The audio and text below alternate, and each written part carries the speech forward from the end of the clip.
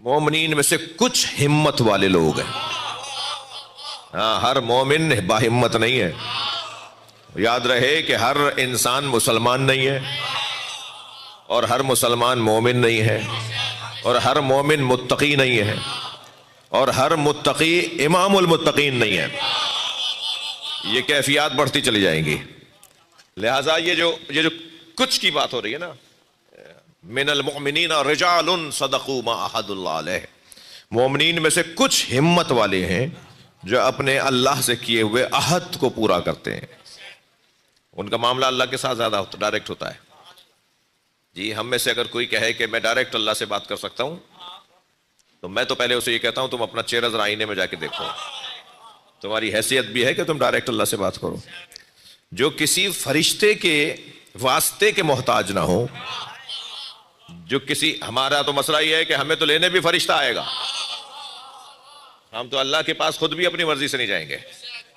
جی، ہماری اتنی محتاجی ہے. یہ اگر مسلمان نے سمجھ لیا ہوتا نا کہ اگر تم ڈائریکٹ اللہ سے ہو تو جانے میں بھی تو پھر ڈائریکٹ ہونا چاہیے نا. تمہیں جانے میں تو فرشتے کی ضرورت ہے، تو تمہیں کوئی لینے آئے گا تب جاؤ گے تم. کچھ ہستیاں ایسی ہیں جو فرشتے کے واسطے کے محتاج نہیں ہیں. وہ کون ہیں؟ وہ جو ڈائریکٹ اللہ سے بات کرتے ہو. وہی وہ ہستیاں ہیں کہ جن کو پروردگار عالم اتنا عزیز رکھتا ہے کہ حتیٰ عظمت جناب زہرا کا ایک حسین اور عجیب باب ہے. اہل سنت عالم دین علامہ حقی تفسیر روح المعانی کے اندر بیان کرتے ہیں کہ جب ملک الموت جناب زہرا کی روح قبض کرنے آیا تو فلم طرز بقبضہ، جناب زہرا اس کے قبض روح کرنے پہ راضی نہیں ہوئی کہ میں ملک الموت کے حوالے اپنی جان کروں. رجع، چلا گیا واپس. فقبض اللہ روحہا، پھر اللہ نے جناب زہرا کی روح کو قبض کیا. کیسے سمجھیں گے اسے؟ یہ سنگین گفتگو وہ لوگ نہیں سمجھ پائیں گے کہ جنہوں نے ابھی کچی پکی نہیں پڑھی ہے. مجلس میں آ کے بیٹھو، امام بارگاہ میں آؤ، مجلس میں بیٹھو تو تمہیں اعلیٰ مفاہیم سمجھ میں آئیں گے. صلوات پڑھیں ذرا محمد و آل.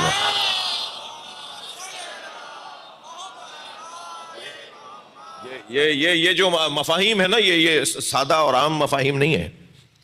وہ جو اللہ سے جن کا ڈائریکٹ تعلق ہے وہ یہ 14 ہیں. جی، یہ جو اس کی مرضیوں سے آشنا ہے، اس کی مرضیوں کے حامل ہیں، اس کے ارادوں کے حامل ہیں. یعنی اللہ کا ارادہ بھی اگر کہیں سے ظاہر ہوتا ہے تو اس گھرانے سے ظاہر ہوتا ہے. میں ان بچوں جوانوں کو نصیحت کروں گا کہ زیارت جامعہ ایک مرتبہ ترجمے کے ساتھ پڑھ لو. جو زیارت جامعہ کو ترجمے کے ساتھ پڑھ لے گا نا، اس کے عقائد سیدھے ہو جائیں گے.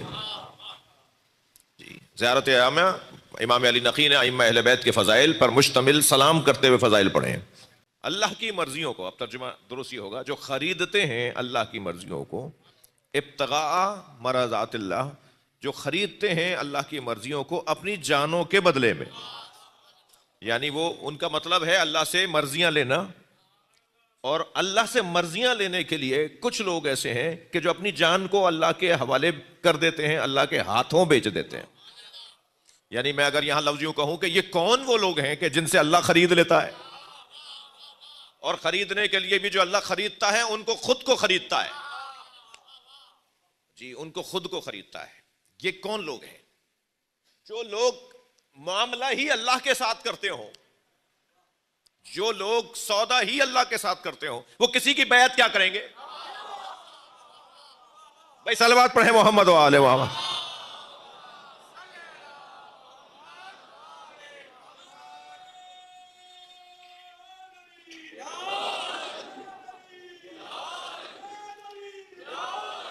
توجہ کر لی آپ نے؟ شاید میں نے جلدی نتیجہ دے دیا، اس لیے آپ تھوڑا سا توجہ چاہوں گا آپ سے. دیکھیے، یہ طے ہے کہ کبھی بھی فاضل مفضول کے آگے نہیں جھکے گا. یہ طے ہے کہ کبھی بھی اعلیٰ ادنا کے آگے نہیں جھکے گا. یہ طے ہے کہ کبھی بھی عالم کسی جاہل کے پیچھے نماز نہیں پڑھے گا. آپ اپنی مسجد کے ہی حالات کو دیکھ لیجئے. مثلا آپ اپنی مسجدوں کے ہی حالات کو دیکھ لیجئے. اگر مسجد کے پیش نماز کے ہوتے ہوئے کوئی زیادہ بڑا عالم آ جاتا ہے تو اس عالم دین کو جس سے زیادہ بڑا عالم دین آ گیا ہے اسے حکم ہے کہ وہ مصلی چھوڑ دے اور اس بڑے عالم دین کو آگے کرے. اچھا صرف بڑے عالم دین کی بات نہیں ہے. امام جماعت ہونے کے لیے صرف یہ نہیں کہ وہ عالم زیادہ بڑا ہے, اس کے 4-6 چیزیں ہیں, اس کی 4-6 چیزیں ہیں. ظاہری طور پر بھی اس کی شکل و صورت اس سے اچھی ہو. ہاں یہ شرعی مسئلہ بتا رہا ہوں آپ کو, شرعی مسئلہ بتا رہا ہوں آپ کو. یعنی حسن و زیبائی میں بھی وہ اس عالم دین سے زیادہ بہتر ہو. اسی طرح خاندانی حسب و نسب کے اندر وہ اس عالم دین سے زیادہ بہتر ہو. اس کا جو شجرہ ہے, اس کا جو حسب و نسب ہے, مثلا الہاشمی اولا من غیرہ, یہ قاعدہ قانون ہے یا نہیں شریعت کا کہ ہاشمی یعنی سید اولا ہے غیر ہاشمی سے, اسے آگے کھڑا کیا جائے گا. کون ہے بھائی جو آگے کھڑا ہے؟ یہ ہاشمی یعنی سید ہے. ہاشمی یہاں بے معنی سید, جس کو ہم سید کہتے ہیں اسے حدیث کی زبان میں ہاشمی, عرب دنیا میں اسے شریف کہتے ہیں, بعض علاقوں میں اسے جو ہے وہ سید ہی کہتے ہیں, بعض علاقوں میں اسے جو ہے وہ سردار کے عنوان سے یاد کیا جاتا ہے, اور فارسی علاقوں کے اندر مثلا اسے آگے کھڑا کیا جائے گا. تو ہر شخص تو نماز 2 رکعت کی نماز ہے بھائی, یعنی 2 رکعت نماز پڑھانے والا عالم دین, 2 رکعت نماز پڑھانے والا امام اتنی شرائط کا حامل ہے. تو وہ جو جز وقتی امام ہے اس کے اتنے شرائط ہیں, تو جو کل وقتی امام ہے اس کے شرائط کتنے ہو گئے؟ وہ جو کل وقتی امام ہے اس کے شرائط اس سے زیادہ سنگین ہے. لہٰذا یہ ہر ایک کے آگے نہیں جھکے گا, اس کا کام. اچھا پھر یہ میں کوئی زور عقیدت کے اندر اور زور بیانی میں بات نہیں کر رہا, بلکہ قرآن کا قاعدہ یہی ہے. قرآن یہ کہتا ہوا نظر آتا ہے وَلَوْ اتَّبَعَ الْحَقُّ أَهْوَاءَهُمْ لَفَسَدَتِ السَّمَاوَاتُ وَالْأَرْضُ وَمَنْ فِيهِنَّ. سورہ مبارکہ المومنون آیت نمبر 71. اگر حق ان کی خواہشات کی پیروی کرے, اگر حق ان کی خواہشات کی پیروی کرے, ذرا توجہ چاہوں گا, اگر حق ان کی خواہشات کی پیروی کرے تو پھر زمین اور آسمان اور جو کچھ زمین اور آسمان میں ہے وہ سب تباہ ہو جائے گا. یعنی حق ہوا پرستوں کی, حق خواہشات نفسانی رکھنے والوں کی پیروی نہیں کر سکتا. اچھا اس کا مطلب یہ ہے کہ حق کوئی چیز ہے, حق کوئی وجود ہے. میں لفظوں کو اور کھول کے کہہ دوں, حق کوئی شخصیت ہے. بھائی صلوات پڑھیں محمد و آل محمد. ورنہ کیا پتا, وہ کہہ رہے ہیں میں حق پر ہوں, وہ کہہ رہے ہیں میں حق پر ہوں. حق کا کیا معیار ہے؟ حق ہے کیا چیز؟ کوئی وجود خارجی رکھتا ہے حق؟ قرآن تو اتباع کے لفظ کے ساتھ ارشاد فرما رہا ہے وَلَوْ اتَّبَعَ الْحَقُّ أَهْوَاءَهُمْ. اگر حق ان کی خواہشات کی پیروی کر لے تو ان کا تو پتا ہے کہ اللہ کس کی بات کر رہا ہے. یہ حق کون ہے کہ جو اگر اتباع کر لے گا تو لَفَسَدَتِ السَّمَاوَاتُ وَالْأَرْضُ وَمَنْ فِيهِنَّ, اور جو آسمان و زمینوں کے درمیان ہے, اور آسمان و زمین سب تباہ ہو جائیں گے. میرا ایک دھیرے سے آپ سے سوال ہے, آسمان ٹکا ہوا یا نہیں؟ زمین پھٹی تو نہیں؟ زمین اور آسمان گرے تو نہیں؟ تو ماننا پڑے گا کسی نے کسی کی بیعت نہیں کی. صلوات پڑھ لیں محمد و آل محمد. تھوڑی توجہ بڑھائیے تو میرا بیان اچھا ہوگا. ایک اور صلوات نبی کی ذات پر. اللہم صلی علی. قرآن تو یہ کہہ رہا ہے نا کہ آسمان گر پڑے گا, زمین پھٹ جائے گی, یہ جو کچھ اس میں ہے وہ سب تباہ و برباد ہو جائے گا. اس کا مطلب یہ ہے کہ بیعت کسی نے کسی کی اتباع نہیں کی, اور ہمیشہ پیچھے کھڑے ہونے والا اتباع کرنے والا نہیں ہوتا. ہاں سمجھدار نمازی جانتے ہیں. صلوات پڑھیں ذرا محمد و آل محمد. اور بلند صلوات نبی کی ذات پہ. اللہ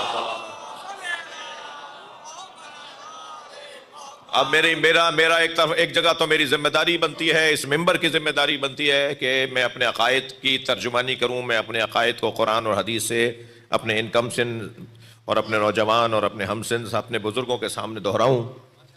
اور دوسری جانب یہ ہے کہ بعض ایسے لوگ بھی کہ جنہیں بات سمجھنے میں ذرا تاخیر ہو جائے گی, تو پھر ان کے بھی احساسات کا خیال رکھنا ہے.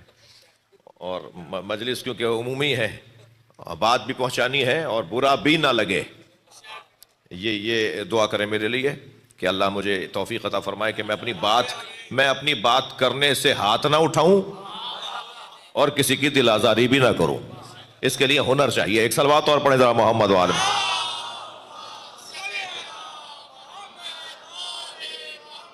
اب یہ قرآن کیا قاعدہ دے رہا ہے کہ اگر حق نے ان کی خواہشات کی پیروی کر لی ہوتی تو زمین اور آسمان تباہ و برباد ہو جاتے.